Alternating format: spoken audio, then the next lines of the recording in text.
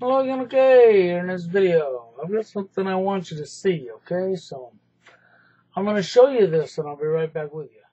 The news magazine of the screen.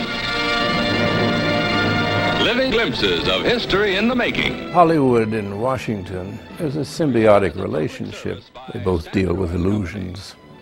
Reality doesn't often play much of a part. I think I saw through the myth of the Cold War almost from the beginning. I was a Washington political kid from a political family. Roosevelt first had radio because he had this great speaking voice and everyone liked to hear. Truman proceeded to break every arrangement that Roosevelt had set up for a peaceful coexistence. And Truman thought that it would be a good idea. Why not just stay armed all the time? And then he devised the national security state. You've got to go up and swear allegiance to the United States or else you're a commie. I mean, we had imported fascism. We get Dwight Eisenhower, who said that we have this great military industrial complex. It is a dangerous thing. And he said this is going to change everything. And the way our country's governed, it's going to change us politically. Along comes Jack Kennedy, who wanted to make his mark, believed in the Cold War. But he said in this kind of politics, it is the appearance of things that matters. I think everybody should take a sober look at the world about us. The national security state still exists, only it isn't communism anymore, it's terrorism. This is the most serious thing that has happened in the history of the United States. Okay, what'd you see there? That's all truth. You know, and I got something else I want to show you as well here. Our financial crisis, that's right, deliberately heading us into the dollar crash, and that's right, other countries walking away from our currency. That's right, I want you to pay close attention to what I'm about to show you, because this is exactly what we've been telling you all along. Because we don't stand together, because we all stand divided globally, and because we all let other people control us, and because we all got to have militaries, we got to have the ability to go to war and kill one another, and because we're all stuck on, well, the system, that's right, the slave system, anyhow. It's just the same. Dwayne's told you about this, I've told you about this, there's some things you need to see here. So I want you to watch this, because this is all true, and then I want to show you something else, so I'll be right back with you. Network. I'm Paul Jay, and we're in New York City. Joining us again now is Michael Hudson. He's a former Wall Street economist, a distinguished research professor at the University of Missouri, Kansas City, and the author of Super Imperialism, the Economic Strategy of American Empire, and Trade, Development, and Foreign Debt.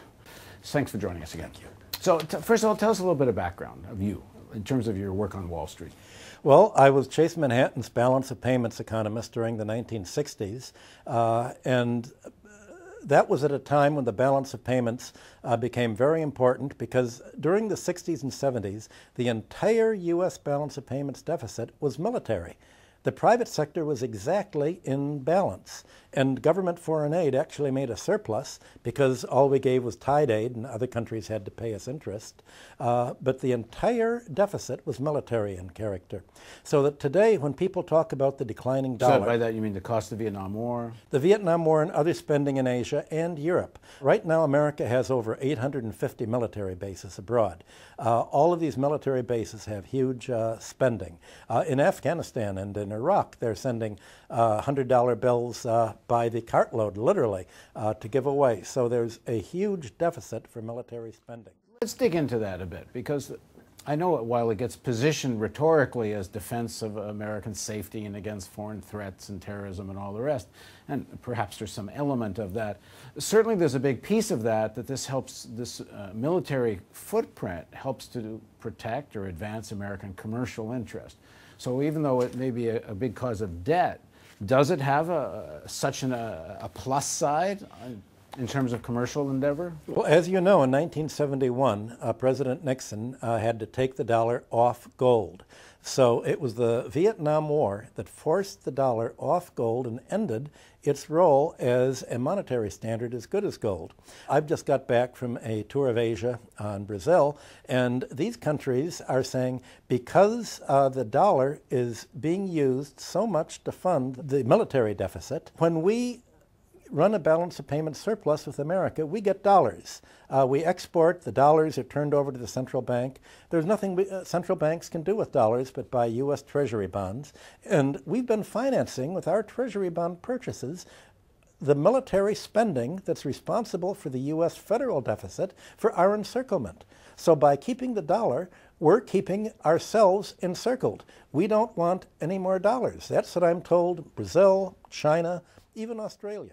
But is buying American Treasury bonds? That's because they're still making exports to the United States. In the last year, you've had the BRIC countries, Brazil, Russia, India, and China, saying we're trying to avoid using the dollar anymore so that we don't have to buy Treasury bills. And when they say we don't want to hold dollars, they mean we don't want to finance our military encirclement, which is what the dollar standard has financed. So 2 weeks ago, China and Russia made a deal to transact all of their mutual trade and investment in their own currencies, rubles and RMB, not dollars. The president Hu of China had just got back from Turkey and negotiated a similar swap agreement there.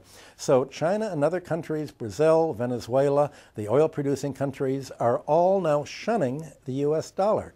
That means that the whole world economy is fragmenting into a dollar block, meaning they haven't shunned the dollar. They may be trying to wean off a little bit, but I mean, the dollar is still the dominant reserve currency. To avoid, not only to avoid holding the dollar, but to decouple their economies from the dollar area. Now, that's not good for the American economy. Now, this has to be a very long, like for China, a very long-term issue. They hold trillions of American dollars. Yes, these things usually happen fairly rapidly, much more rapidly than people think. China holds $4 trillion of foreign exchange reserves now. Mostly American. About 2.5, about half of that is in American dollars. Half is in euros and others. China has said, we don't want to make any more foreign exchange reserve of any paper currency, because all the paper currencies are government debt currencies. So what are they going to do? The way you avoid getting foreign currency is to export less. They've made a policy decision in China. Now that we have got in place productive power, we're going to use our factories and our productive power to begin raising living standards. We're going to raise wages. We're going to raise living standards and consume our own output rather than exporting them for paper dollars or electronic dollars. That's a 15, 20-year. Changed is the technology of military strategy. In the 1930s, when a country was a military power, they were talking of sending in the Marines, sending in the gunboats, and sending in people. America is muscle-bound, which is why Mao called it a paper tiger. There's only one kind of war that a democracy can afford: atomic war. A democracy can only afford hydrogen bombs. It can't afford fighting with real bullets. In Vietnam, every soldier in Vietnam used 1 ton of copper per year. You'd think they were fighting each other with ingots over there. There's not enough copper to produce the bullets. You don't have a draft anymore. That's different from the 1930s. You don't have a population that's willing to go to war. So the American war in the Middle East is basically an air war. You can bomb people, but you can't occupy them, you can't fight them, you can't do what was realized in the 19th and 20th century. You can't have an army that actually fights. It's an eating army, or a bribing army, or a military-industrial complex without the ability to fight a war. What'd you see there? Yeah. Did you catch some of the parts that I was wanting to see as well? You see what's happening to our dollar? You see how everybody's walking away from it? And you heard him say about the part of the war, you know, a broke country can't afford the bullets, can't afford to go over there, so there's only one way we can really fight. That's right. There's only one way we can really fight. That's right. So let me show you what's been playing around the news here in the last couple of weeks on top of this report that you just saw now that is very new, okay? And let's check out what they've been showing you the last couple of weeks, and I'll be right back with you.